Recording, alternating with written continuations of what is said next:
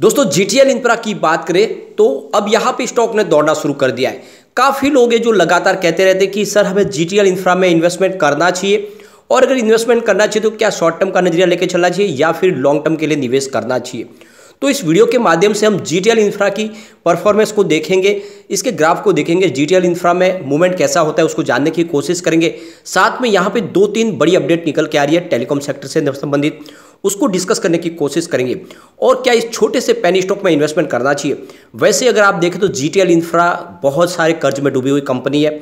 साथ में कंपनी का जो बिजनेस है वो लगातार आने वाले समय में कुछ दबाव झेल रहा है, लेकिन यहाँ पे अच्छी बात यह है कि गवर्नमेंट की तरफ से पूरी हेल्प मिल रही है टेलीकॉम सेक्टर को, क्योंकि सरकार का जो सबसे बड़ा एजेंडा है वो टेलीकॉम सेक्टर को बहुत ऊपर लाना, और क्योंकि टेलीकॉम सेक्टर की वजह से ही एक डिजिटल क्रांति आगे आएगी, और इस डिजिटल क्रांति को लाने के लिए जो सबसे बड़ा योगदान होगा वो टेलीकॉम सेक्टर का, और इसलिए सरकार की तरफ से बहुत सारी हेल्प दी जा रही है। तो ऐसे में आने वाले समय में जीटीएल इंफ्रा के डूबने की संभावना थोड़ी सी कम हो जाती है, लेकिन इसका मतलब ये नहीं है कि जीटीएल इंफ्रा बहुत मजबूत है, फंडामेंटली कंपनी वीक है। तो ऐसे में हमें क्या करना चाहिए, क्या जीटीएल में दांव लगाना चाहिए या बिल्कुल इस स्टॉक से दूर हो जाना चाहिए। तो यहाँ पे इन सारी बातों को समझेंगे इस वीडियो के माध्यम से। सबसे पहले हम कल की ट्रेडिंग को देखें तो स्टॉक की क्लोजिंग 1.35 पर रही है, लेकिन इसके बीच में अगर आप देखें तो इसमें हमने लो सर्किट भी लगता हुआ दिखाई दिया और अपर सर्किट भी दिखाई दिया, यानी 1.25 का आप देख सकते हो लो है और 1.35 का हाई है और 1.30 पे शुरुआत हुई। इसका मतलब यहाँ की हमने दोनों तरफ की इसकी मूव देखी है, और यहाँ पे पिछले कई दिनों से देखें तो इसकी मूवमेंट सिर्फ वैसी ही है। यहाँ पे आप देख सकते हो 26 मई को ये स्टॉक 1.15 पर चला गया था, यानी काफ़ी नीचे। लेकिन इसकी अच्छी बात ये स्टॉक की कि इसने 1 के सपोर्ट को नहीं तोड़ा है, ये एक तरह से बहुत मजबूत सपोर्ट है। और ये स्टॉक 1.15 से फिर से तेज़ी से जब दौड़ना शुरू हुआ तो ये 1.50 पे चला गया 6 जून को। तो ये आप देख सकते हो कि ₹1.10 से इसने दौड़ना शुरू किया, और ये स्टॉक आप समझ सकते हो कि लगभग ₹1.5 तक चला गया, यानी काफ़ी अच्छा मोटा मुनाफा कमा के दिया उन लोगों को जिसने भी इसमें शॉर्ट टर्म इन्वेस्टमेंट किया था, यानी 8-10 दिन के निवेश में बहुत ही ज़बरदस्त पैसा कमाया लोगों ने। फिर स्टॉक नीचे गिरा, आप देख सकते हो फिर से 1.10 की प्राइस आ गई 28 जून को, यानी स्टॉक जहाँ से शुरुआत हुई थी बिल्कुल वहीं पर आ गया, और यहाँ से लोगों ने फिर से जो एंट्री मारी तो स्टॉक आप समझ सकते हो कि 1.45 पे चला गया 19 जुलाई को। तो आप देख सकते हो कि जहाँ से शुरुआत करता है स्टॉक ऊपर जाता है फिर नीचे आता है, बिल्कुल इसका एक तरीके से आप इसका ट्रेंड समझ सकते हो। तो यहाँ पे उसके बाद में जब गिरावट दौर शुरू हुआ तो स्टॉक फिर से आपको 1.25 पे जाता हुआ दिखाई दिया 19 अगस्त को, यानी स्टॉक एक बार ऊपर जाता है फिर प्रॉफिट बुकिंग शुरू होती है और नीचे आता है। एक तरह से देखें तो ये ऑपरेटर का पूरी तरह से खेल आपको समझ में आएगा। सिर्फ आप देखें तो 8 सितंबर को स्टॉक काफ़ी ऊपर चला गया 1.75 के आसपास, ये पहली बार हुआ काफ़ी समय के बाद जब स्टॉक 1.75 के आसपास चला गया, वरना ये ₹1.5 के आसपास से वापस हो जाता है और ₹1.10 या ₹1.20 के आसपास से ऊपर की तरफ चलना शुरू होता है। लेकिन इसका जो सही प्राइस देखें तो आपको 1.30 के आसपास इसमें इन्वेस्टमेंट बिल्कुल कर लेना चाहिए, मैंने आपको पहले ही बताया। और आप देख सकते हो कि ये 1.30 से फिर से दौड़ना शुरू हो गया। 28 सितंबर को ये 1.30 के आसपास था, फिर आप देख सकते हो कि फिर से ये 7 अक्टूबर को ये 1.45 तक चला गया, और उसके बाद फिर जब गिरावट हुई तो ये 1.30 के पास आके यहाँ से शुरुआत हो चुकी है। तो अब ये एंट्री का मौका है, इसमें आप निवेश कर सकते हैं। जीटीएल इंफ्रा में आपको ₹1.30 के आसपास इन्वेस्टमेंट करना चाहिए, और आपको ₹1.50 या 60 पैसे के आसपास निकल जाना चाहिए, यानी अगर आप 30 पैसे कमाते हो और आपके पास क्वांटिटी बड़ी है तो आप अच्छा पैसा कमा लोगे। और ये सारे के सारे लोग इसमें यही काम करते हैं, इसका वॉल्यूम एक जैसा है। इसका मतलब ये कि इसके अंदर जो लोग इन्वॉल्व है वो यही करते हैं, निचले लेवल से खरीदारी करते हैं, ऊपर बेच देते हैं, शॉर्ट टर्म में अच्छा पैसा कमाते हैं, लेकिन इसमें लॉन्ग टर्म का नजरिया लेके आपको नहीं चलना चाहिए। अब यहाँ पे एक बड़ी अपडेट निकल के आ रही है, 5G सर्विस लॉन्च हो चुकी है, और इस सर्विस को आगे बढ़ाने के लिए टेलीकम्युनिकेशन सेक्टर में सबसे बड़ी जो जरूरत है वो है टेलीकॉम टावर की, और इस टेलीकॉम टावर को अब और लगाना होगा तभी ये 5G सर्विस आगे बढ़ पाएगी। तो ऐसे में महाराष्ट्र गवर्नमेंट ने एक नई पॉलिसी लाई है इस टेलीकॉम सेक्टर के लिए।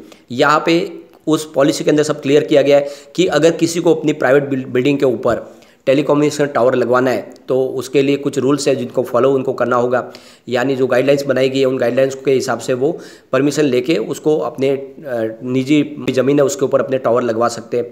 तो यहाँ पे जो सबसे बड़ी बात निकल के आ रही है कि इसमें आप देख सकते हो आपको फायर सेफ्टी का ध्यान रखना होगा। इसके अलावा जो व्हीकल्स आने जाने में किसी प्रकार की उसमें डिस्टर्ब ना हो उसका खास ध्यान देना है।